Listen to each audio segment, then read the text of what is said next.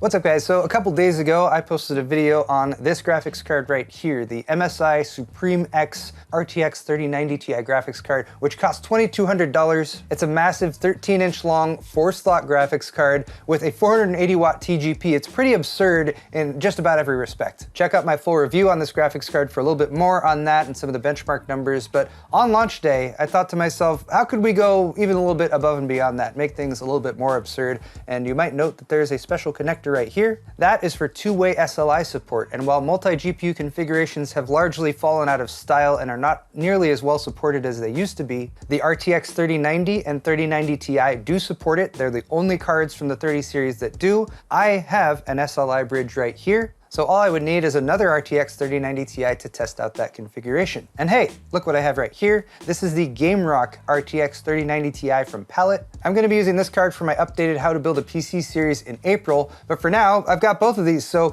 should be pretty easy to just install them both and try out an SLI configuration, right?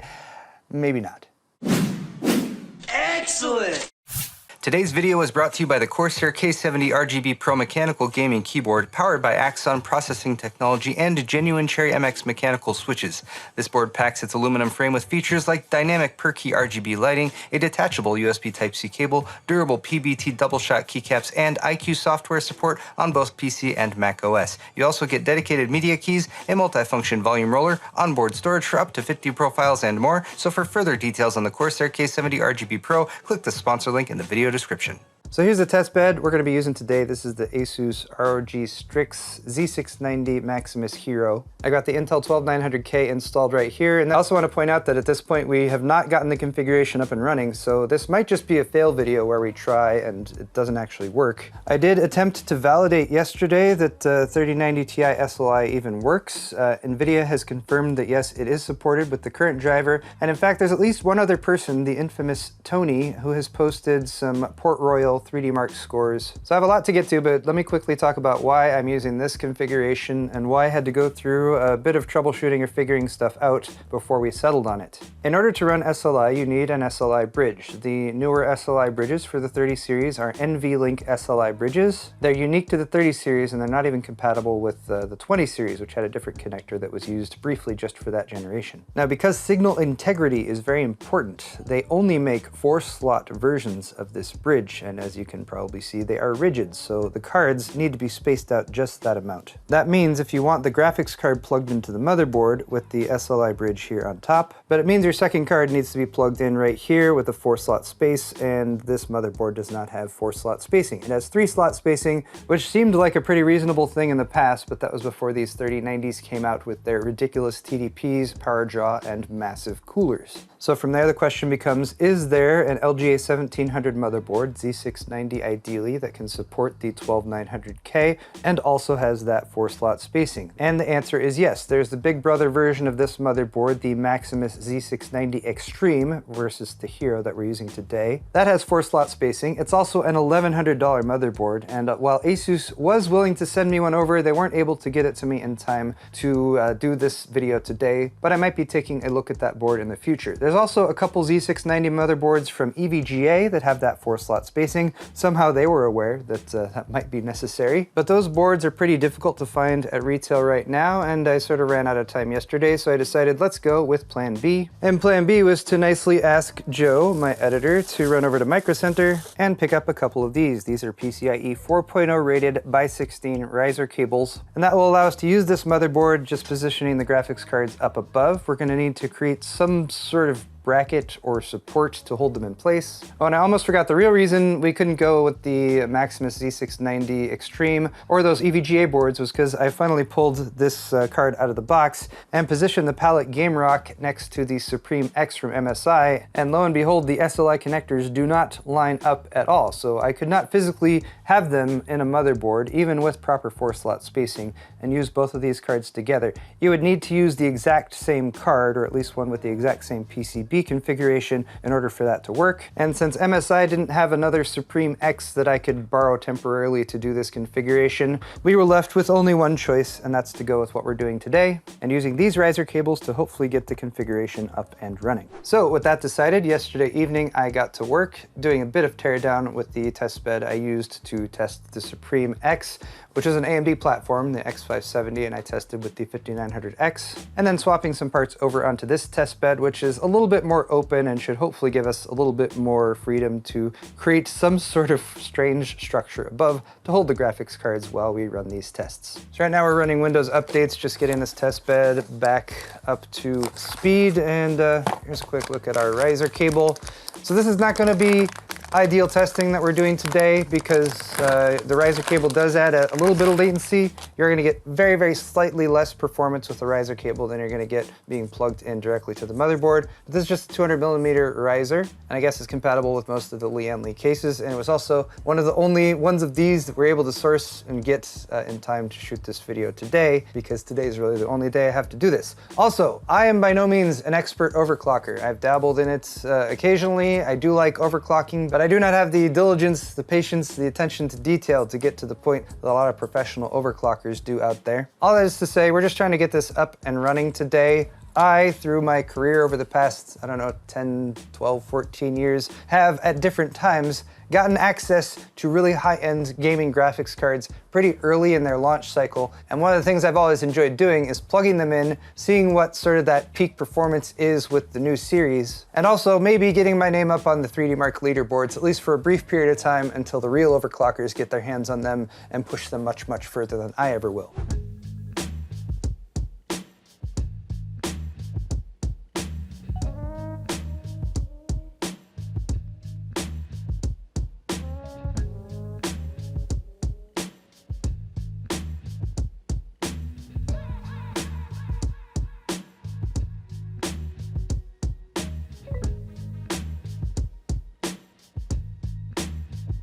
And here it is, my glorious configuration, my support system for the graphics cards, built meticulously and with much care using my daughter's plastic building blocks. They're so colorful. Meanwhile, as you can see, even though the SLI fingers are offset on these two cards, we were able to position them in this way, still allowing a bit of airflow from underneath. Obviously, the structure had to be reinforced down here to provide the maximum amount of safety and security for the cards above there, since this is, I don't know, $4,400-ish worth of graphics card right there. I do want to point out that I strategically used some 2.5-inch SSDs down there for spacers, just to get some extra support over on this side. And I also added some cardboard insulation anywhere where there was like heat fins or whatever that might be directly in contact with these plastic blocks, because I'd like them not to melt if we could avoid that. Finally, we have both of our three-way 12V power connectors here plugged in, and those are all routed over to our 1600-watt power supply, which should be enough for this configuration, but depending on how far we get this afternoon and whether or not I want to take any more attempts at this,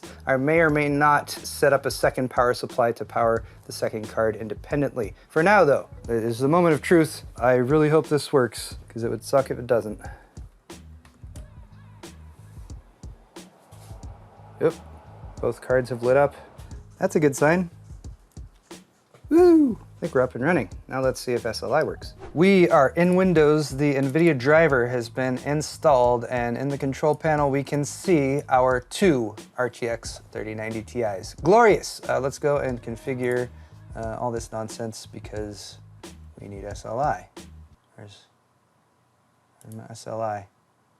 Shouldn't that be right here? Span, physics.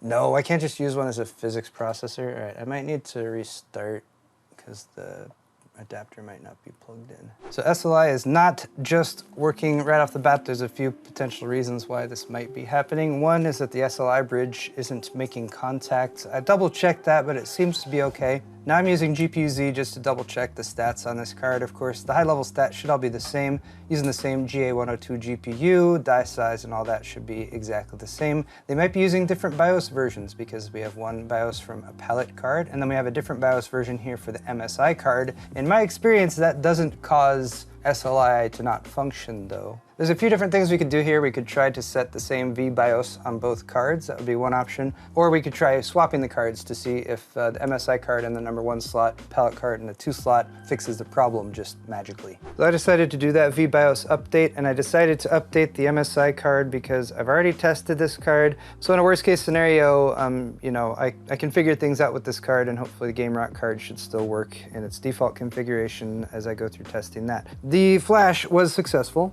You can now see that GPU-Z thinks this is a Palit card, and the GPU clock speeds and everything are reflecting that as well. However, you might be able to tell that we are getting screen dropouts like regularly, so that's not really a good thing. So I think it's pretty evident at this point that the MSI card did not accept the Palit vBIOS with much grace at all. We're getting random sort of screen dropouts and stuff,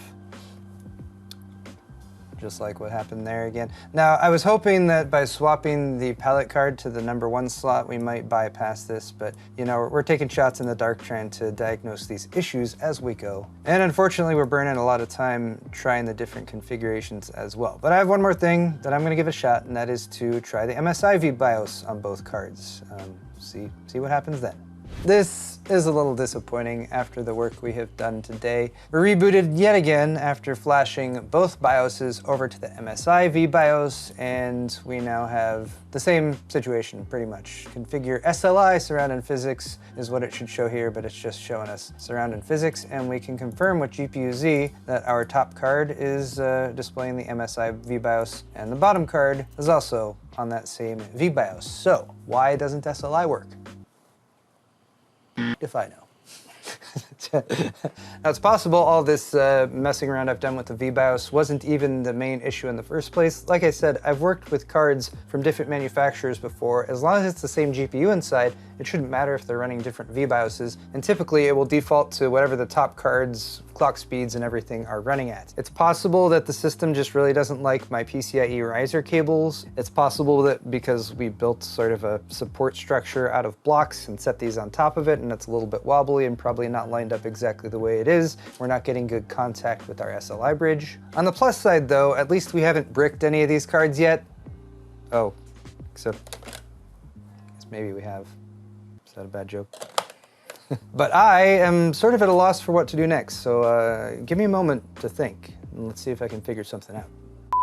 It was at this point that I started to second guess my idea to quickly toss my RTX 3090 Ti's into SLI to try to easily climb my way up the 3D Mark Port Royal leaderboard. However, I did come back to it. The next day, I had spent some time online looking up some 3090 SLI troubleshooting tips because there's nothing for 3090 Ti at this point. So I came back to it thinking maybe one of these will work and we can move ahead. The first was to check the PCI Express connection status, and you can do that in the NVIDIA control panel. All you have to do is click System Information down on the lower left. You should be able to see both of your cards there if they're both being recognized properly. And if you scroll down in the details panel, there should be a bus listing, which for me was PCI Express by 8 Gen 4 for both cards, which is exactly what it should be. If there was a mismatch there, then the NVIDIA driver definitely would not allow me to enable SLI. However, they both lined up, so that didn't seem to be the issue. However, I did want to double check that my M.2 SSD wasn't installed in a slot that was somehow stealing lanes, even if it's still being recognized properly by the NVIDIA software. But as it turns out, my M.2 drive was installed in the top slot of the Maximus Z690 Hero motherboard. That one has its own 4 dedicated PCIe lanes, so that clearly could not be the problem. The next step was to try some driver reinstalls. Of course, you can always clean install, and the best way is to restart the system while holding down the left shift key. That will give you advanced startup options as a reboot option, and from there it should give you a list including option number 4, which is to boot into safe mode. Once into safe mode, you can use DDU or display driver uninstaller, which you should download before you reboot into safe mode, by the way. That will completely wipe the drivers, then restart the system, and you can attempt a clean install. When I first installed the drivers, I only had a single graphics card installed, and then I added the second one while the system was shut down. But one of the troubleshooting tips was, if you did that, attempt a clean install of the driver with both cards installed, set up with the SLI bridge in place, and everything good to go. But guess what? That didn't work either. So went on to another long shot, which was a recommendation a couple people made that said, plug your display connector, like your DisplayPort or your HDMI connector, into the secondary card in your SLI setup, get a video out from that card, then switch it back to the first card, and then magically SLI should work.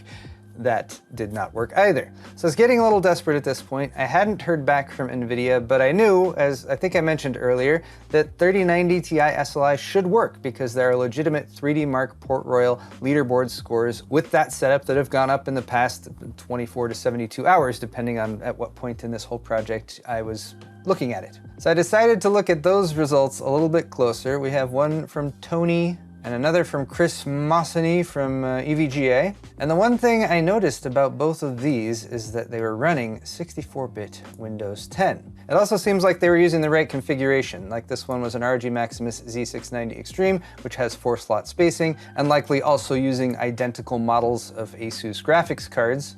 And even the EVGA guy was using a Maximus Z690 Extreme in order to get the 12900K to work, and presumably matching EVGA RTX 3090 Ti's. But like I said, Windows 10 was the other similarity between them. All of my tests so far had been on Windows 11, so I grabbed a new SSD, popped it in, did a fresh install of Windows 10, did some driver updates, fired up the NVIDIA control panel, and no.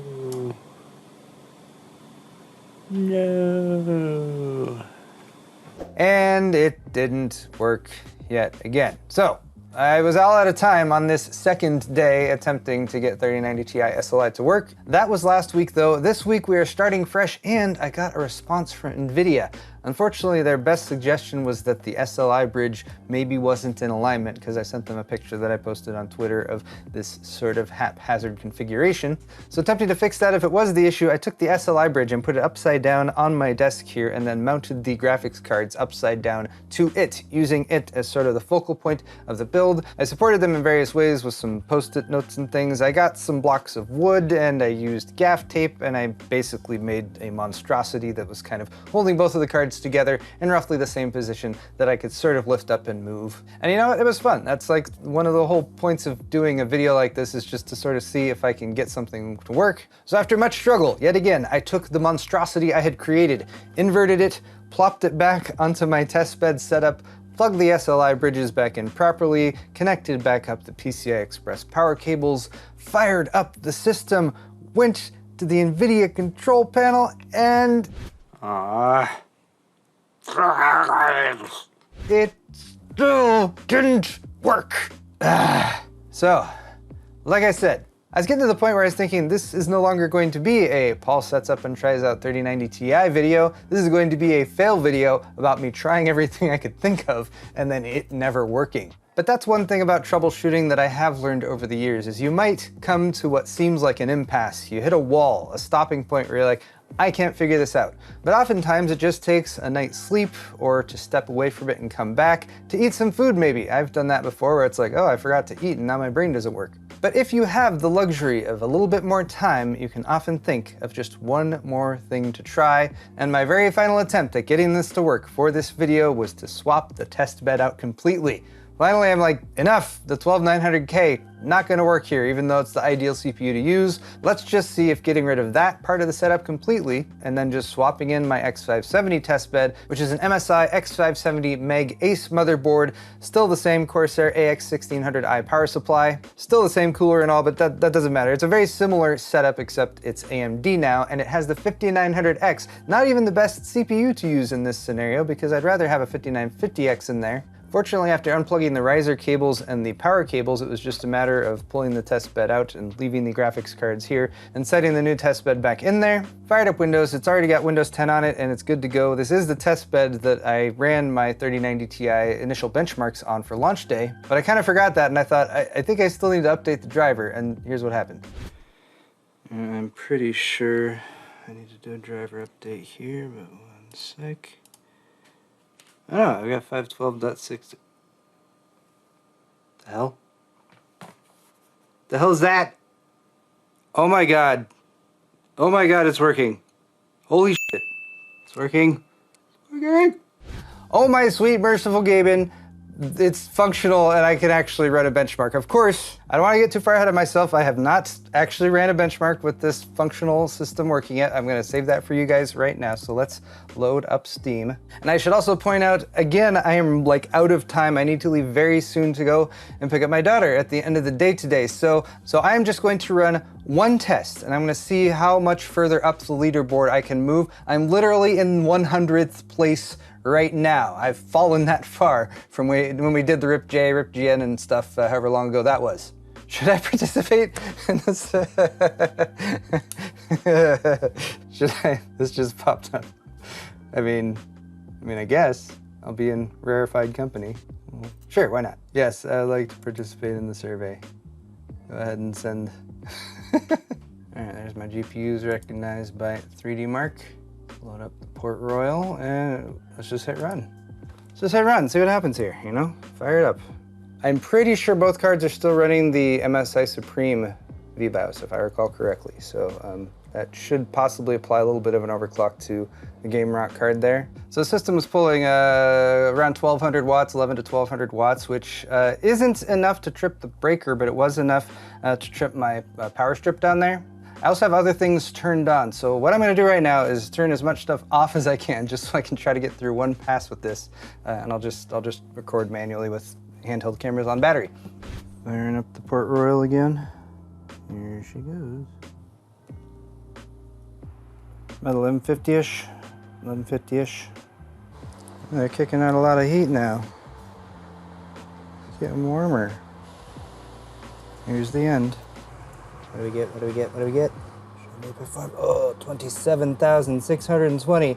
I don't remember what my other score was. Oh, it's validating. Hey, valid score. We got a valid score. Boom. Oh, and I got an achievement. That's what this is all about. Light speed. The light speed achievement. That's a goal. See, that's success, and that shows why I spent all the time doing this. So with that score of 27,620 with fully functional RTX 3090 Ti's and SLI, what happened? How did oh yeah, so the score I already had was 28,363. So obviously, you know, I was overclocking there and I was, you know, piping cold air at the cards. I was doing a bunch of other stuff too, and I'm not trying to recreate that with this video, by the way. Like I said, it was just like, I've got these cards, I am compelled to plug them in together and just see if I can get a score. So here's what I'm gonna do. My schedule this week is a little weird and I don't think I can post this video until a few days from now. So I'm going to plug away at this maybe a little bit later tonight when it's cooled off a little bit, give myself a little bit more time to do some overclocking, and maybe right now I'll be posting a better score that has moved me up the leaderboard, maybe just a little bit. Hoping to beat 28,363. Oh, I did it! I did it! 29,579. I win. I mean, I beat myself. I beat myself real good. Never mind all that. I have come back with just a very, very little bit of time on the final day and done some final configuration setups with the 5950X installed right here. Got some G.Skill Trident Royal Z RGB memory here that's 4400 speed rated, but I'm actually running it at 3900 speed, so the Infinity Fabric can run at a reasonable speed too. And let me turn the fans down. Okay, that's much quieter. I must stress that this was literally like a 5-minute overclock that I did this morning just because I had a little window of time to get this done. But you might have seen a moment ago, we came out with a Port Royal score of 29,579. I'm not even upping the power limit. I just threw on a quick core overclock and a memory overclock. And the GPU is running at about 2190 megahertz on the first card and 2130, right around there for the second card. Temperatures did start to climb up there. Actually, the number 2 card got quite warm, and that's probably what was keeping the frequencies down. I also had my AC pumping and stuff like that, but the point I'm trying to get at here is that I have accomplished my goal of breaking my record before and keeping myself on the top 100 leaderboard in Port Royal, at least for the time being. And maybe, just maybe, I might have reason to come back to this little project. I can't tell you guys exactly why, but I have some hardware that's arrived just recently that I can't share with you quite yet, and maybe I should try this configuration out with that. If you guys think that I should do that, then definitely hit the thumbs up button. Let me know in the comments section down below. Like I hopefully said from the get-go when starting this video, this was just sort of a flight of fancy, me trying to do what I could with these graphics cards since I have them, and I'm happy that after a bit of struggle, I got it functional and managed to get a bit of a result. There I am in spot 1000 with my 28,000 score. How much am I going to move up here? Oh, there we go, jumped up to spot number 43. Super happy with that. And while Jay still has a number 6 score up here with all of his LN2 overclocking efforts with the 3090 two-way SLI, I have at least jumped ahead of Steve and the crew at Gamers Nexus, who is now in position number 54. But that's not really the point of all this. The point was just, you know, to see what I could do, and I did what I did, so there's the score. But that's all for this one, guys. Like I said, if you got comments for me, suggestions for round 2 of this, if I should even attempt it, leave those in the comments section down below. Don't forget to subscribe if you're not already. Check out my store at paulshardware.net for shirts, mugs, pint glasses, and Paul's Hardware merch. I really can't reiterate enough just how happy I am that this wasn't a complete waste of time or an exercise in failure. But thanks again, guys, and we'll see you all in the next video.